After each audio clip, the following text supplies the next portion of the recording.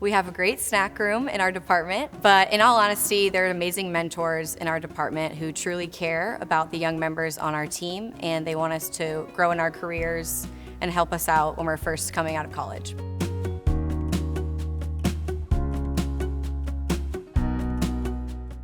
Hi, my name is Caroline Adikes. I'm a credit associate in the corporate banking department at Raymond James Bank.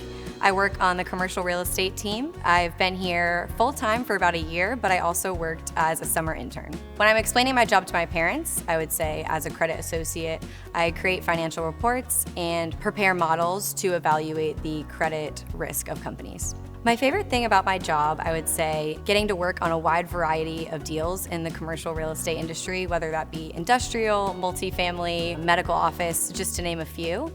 Every deal is different, so I'm constantly learning and just growing in my position.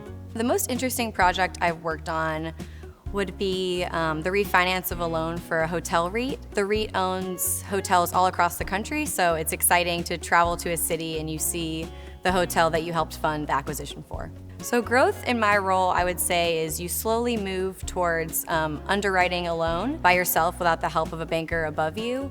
And throughout the department, you'll move from analyst to associate to banker.